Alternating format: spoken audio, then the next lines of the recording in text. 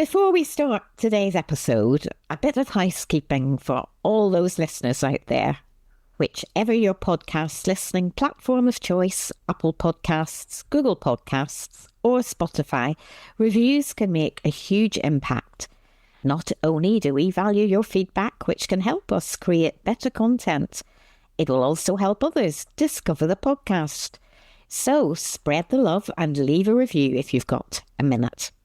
And with that, on with today's show.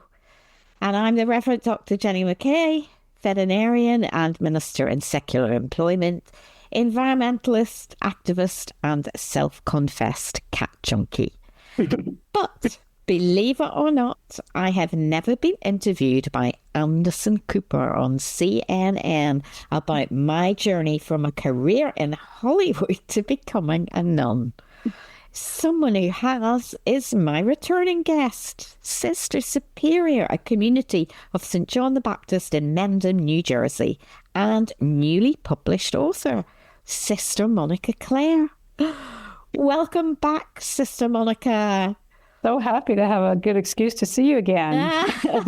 Me too. It's a real pleasure to have you on the podcast again. Thank you. Firstly, congratulations on your new book. This is an audio podcast, so nobody can see me happily waving the book in front of you. It was a wonderful read. And for the listeners, it's called A Change of Habit, Leaving Behind My Husband, Career, and Everything I Owned to Become a Nun. Now, last time we chatted, you shared your perhaps unorthodox route to the convent. And this book, it delves much deeper into your experiences. So for those listeners out there who haven't read it yet, could you just tell us what A Change of Habit is all about and what inspired you to share your story? Well, people kept telling me that I should write a book at different points in my life. And I kept thinking, I'm not old enough to write a memoir, am I? Maybe I am. So then when my TikTok channel started getting a lot of interest, I started gaining a lot of followers. Unbeknownst to me, that's how you get a book deal, is you get tons of followers on social media, and literary agents are looking for that. So I was very blessed. I think it was definitely a God thing. And so I wrote the story. It took about a year and a half. I wrote the story of how I felt called to be a nun ever since I was a child, age 7 or 8. And my life in the meantime, between joining the convent and feeling the call, was a very, very convoluted road to the convent. It seemed impossible most of my life. And then God intervened and I was able to do it. And I live a life now that is extremely fulfilling, and there's so much joy in what I do. Absolutely. It is wonderful. And I was just saying before we started the interview that I read it very, very quickly as well, because, you know, it's really exciting. You want to see what happens when you next turn the page. That's been a wonderful surprise because, first of all, I didn't know if anybody was going to buy the book or read it. And everybody that has given me feedback about it keeps saying, I can't put it down. I spent all night reading this book. And that's, I think, the biggest compliment you can give to a writer is that the people get so absorbed in the story they can't do anything else. The laundry piles up and they don't get any sleep. Yeah, and staying up late. Yeah, I know, because I used to do that as a child. If I found a really good book at the library, I would just put everything in my life to the side and I would just immerse myself in it. So it's wonderful that people can have that experience. Oh, it's marvelous, and I thoroughly recommend it. But we mentioned the interview with Anderson Cooper and CNN in the intro.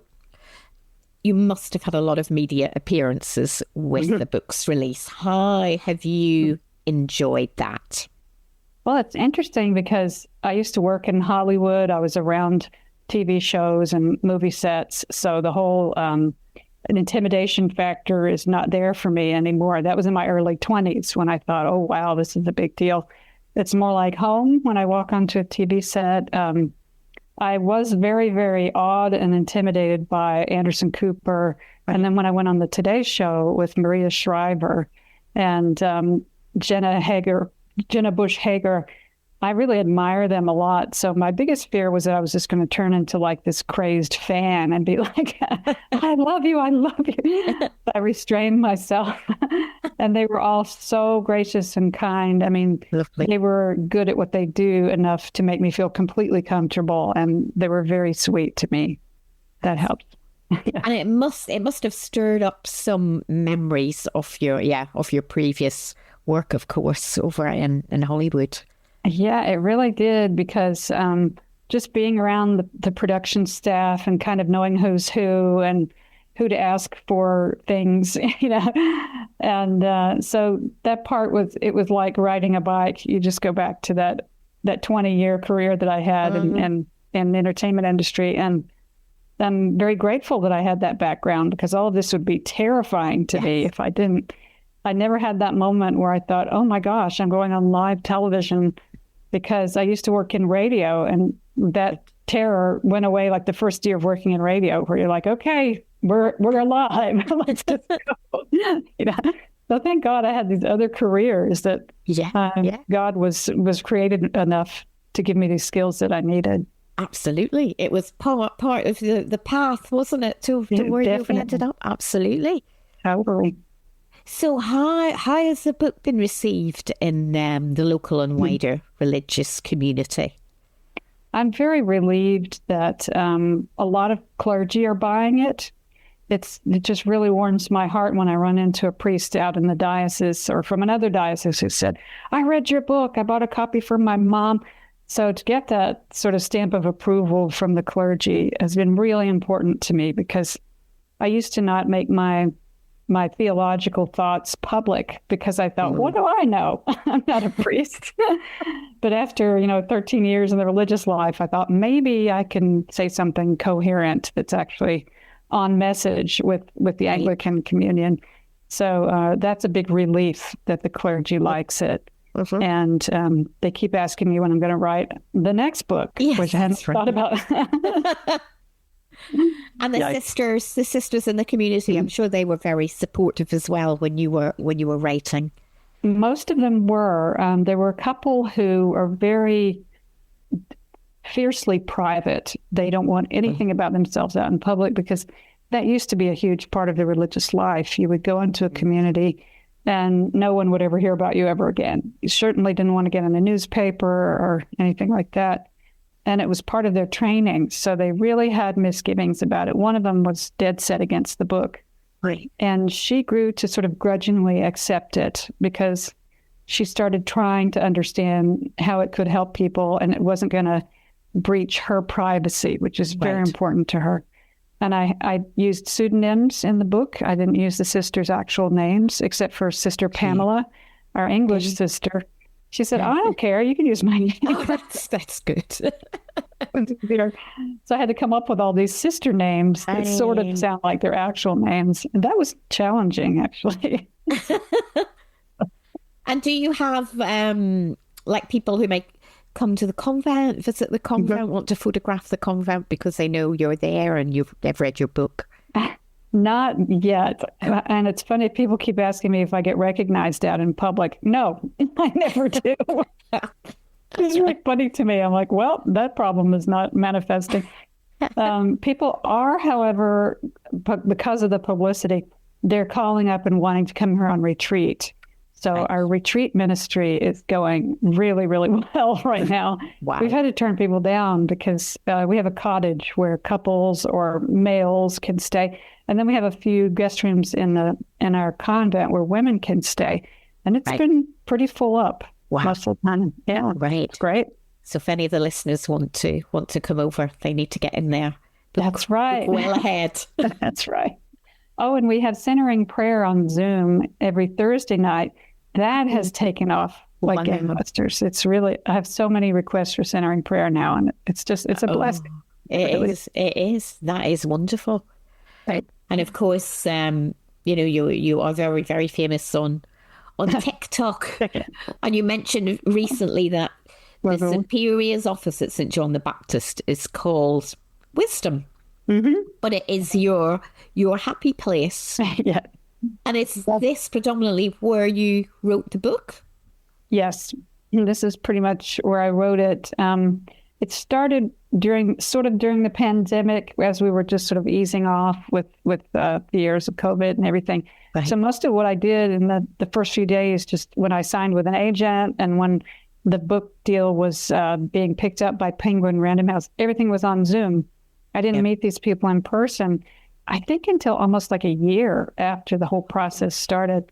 Right. And then, of course, Penguin, being this amazing publisher, put me into this pool of editors who are the best in the business. I was very blessed to work with great editors. And there were about, I guess, 4 total who worked on the book with me. So I always say we when I'm talking about the book, because it really is a team effort between you and the editors when you're writing a book. And I was very open to their changes and revisions, because I would think, even if it didn't make sense to me, I was like, well, they're the professionals, they know what they're doing. Yeah. There was a lot of stuff that had originally been in, like, the first draft was like 1,500 pages. Okay. It was horrendous. And then we had to cut it down to about 300. And that was the hardest part, was letting go of things that I felt drove the narrative and were important. And we would have discussions about that, but it was never anything where I dug my heels in and said, I want that in a book. Right. Because they know what they're doing. And was the whole writing process, was it done over a long period of time, or did you kind of get into the writing mode and it flowed? I would work on it with an editor, various ones, on Zoom, like every Monday. Okay. For over a year. And I had already written a lot of the stories from the book in essay form. Yeah. Like I used to do a blog, so I had all these sort of nuggets, the kernel from which it would expand. And I would also tell my stories verbally, the ones that I hadn't written out already, and they would transcribe them, and then we'd work on it from that. So I thought, what a great way to work. You tell a story from your childhood or some kind of a spiritual experience, and somebody is recording it to transcribe it. It becomes much more organic and much more alive. So I'm going to take that little tool with me from now on. And did you find it easy to draw on details from your time in Hollywood and get them onto the page? That is such a great question, because my childhood memories are very vivid. And my time in Los Angeles, strangely enough, because I lived in Los Angeles for 23 years and it was my adult life, I was having a hard time remembering, especially from the Groundlings. I had to call up my friends who were in the Groundlings with me and say, do you remember any of the sketches I wrote? Because I don't. Like, I used to have them on file somewhere, but I don't anymore. I moved so far past that and sort of buried it.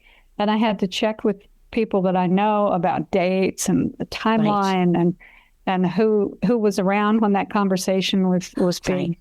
Yeah, so that was really strange to me, that I had sort of amnesia about my acting days. So that was a harder part to try and pull together. Totally. Yeah. And what about your responsibilities in the convent? Were you able to manage them alongside your writing? It was difficult because in God's great wisdom, the book thing started at the same time I started to go to seminary.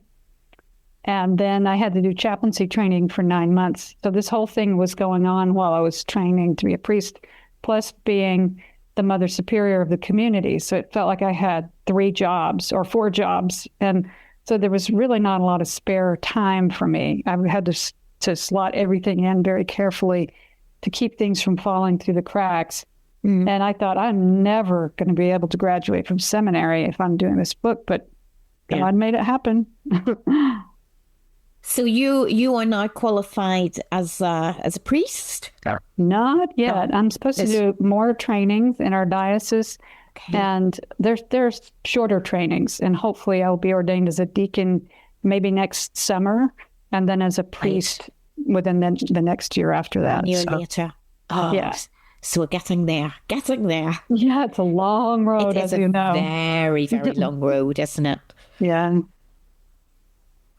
Now, just getting back to the memoir again, I mean, obviously, these are very, very personal. And Was there anything you found especially hard to include, or that you almost left out?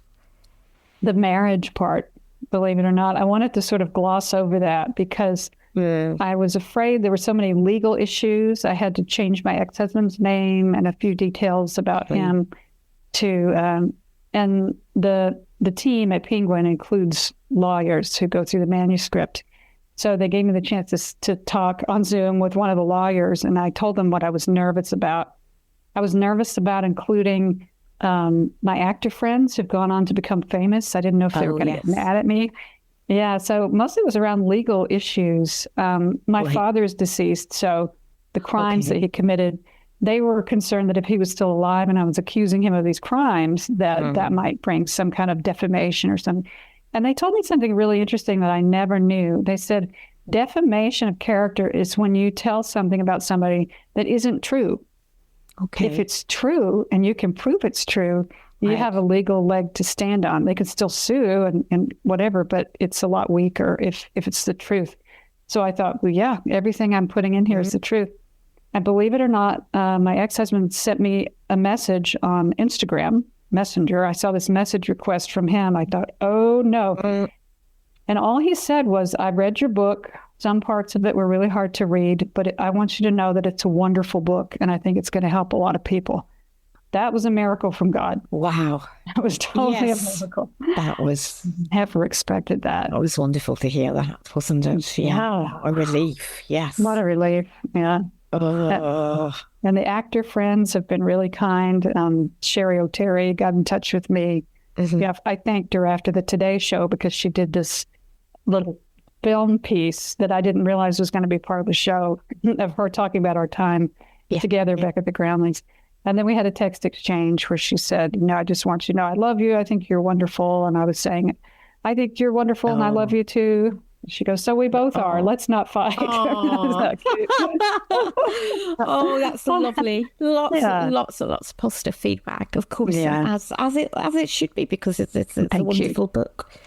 Thank you. And you write in the book about discernment, and especially spiritual discernment. It quite simply changed your life. For someone, maybe one of the listeners, feeling stuck, whether that's in a career or relationship or spiritually, what advice would you give them? I think, I was taught a lot through the discernment to the convent and the priesthood.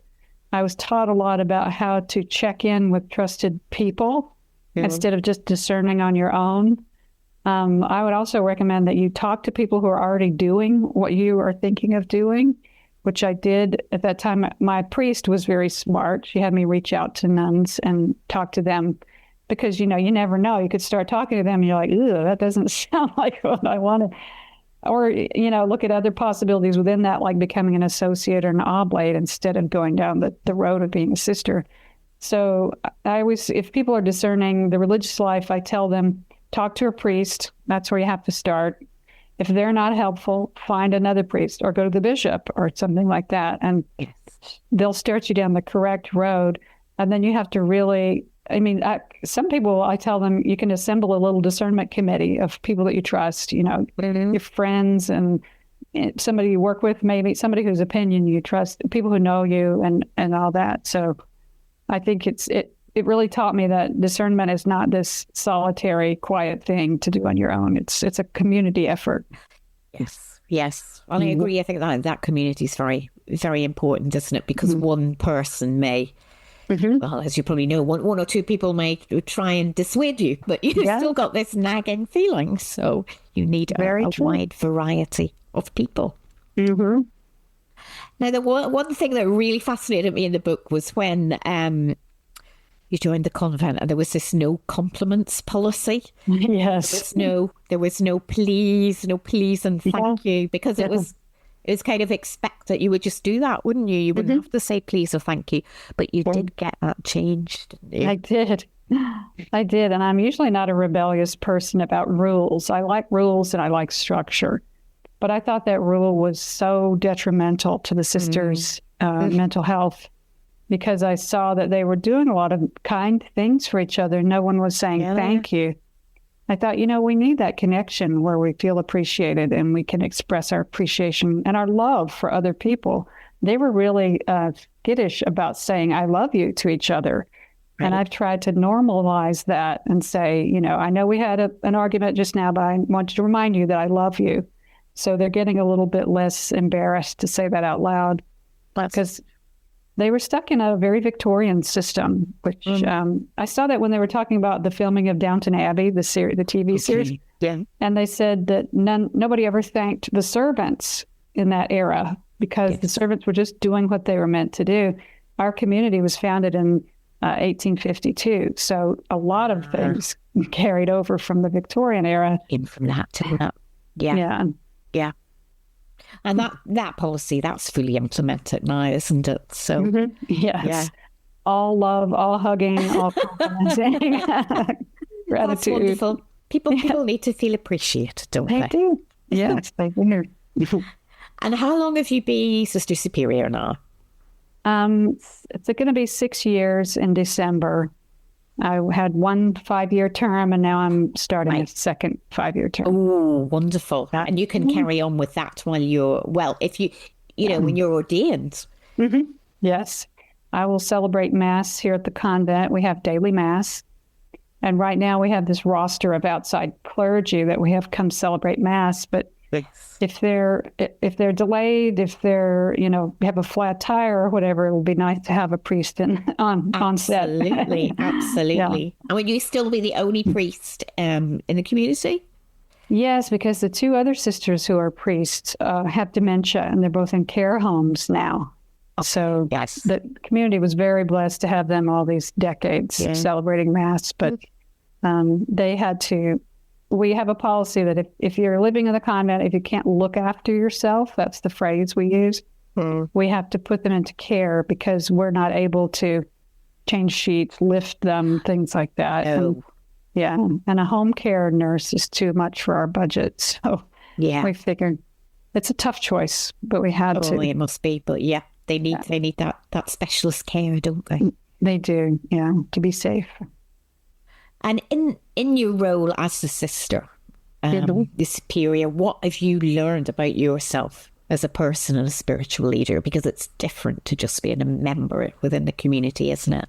Very much. I had one of the things that I asked of God when I first became a sister was, please, God, don't let me ever be Mother Superior because I can't do it. I'm too scared. Anything I tell God to protect me from that I'm afraid of, God makes me do it. It happens. And I was so scared that I was going to get elected. And then when I did, I just came right into my office and got down on my knees. And I said, God, I can't do this. You know me. You're going to have to do it. And you're going to have to do it through me. I want you to use me as your channel for what you want to do with this community. Mm-hmm. And that has given me so much strength. Because if I have a tough conversation, I try to be nice all the time. I don't want big negative conversations. But if I have to talk to somebody about something and it's going to be a tough conversation, I ask God, please give me the words to say. Because I just want to be nicey-nicey. I don't want to upset anybody. So I've got a lot of strength. Yeah, you need a lot of strength from him. Yeah. And finally, little Claudette, if I can say that, because that was your name. Yeah. And you became intrigued by the mysteries of being a nun in that film, The Nun Story. Yeah. So you've had your book published, you're a community leader, you're a spiritual guide. What do you think the little child would say to you now?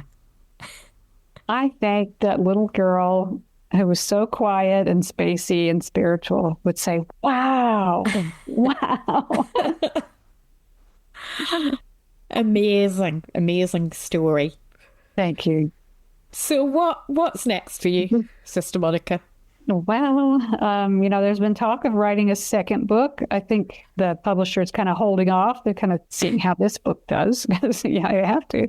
Mm-hmm. I'd like to do more traveling and speaking now that I'm not in seminary anymore. I have a little bit more time to put the word out because my whole ministry on social media is to make people aware that we exist and aware of the gifts of religious in the church. So wonderful. Well, I hope if you're ever over in the UK, Yeah, let us know. I certainly will. I'd love to meet you in person.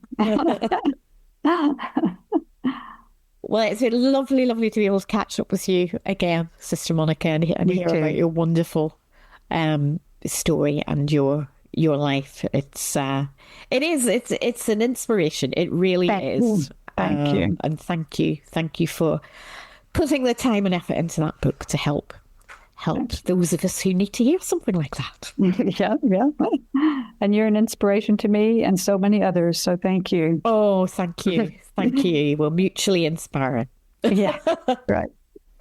So just for the listeners, the book is available, A Change of Habit by Sister Monica Clare. And you can also follow Sister Monica Clare on TikTok. So thank you again and all the best, Sister Monica. Thank you.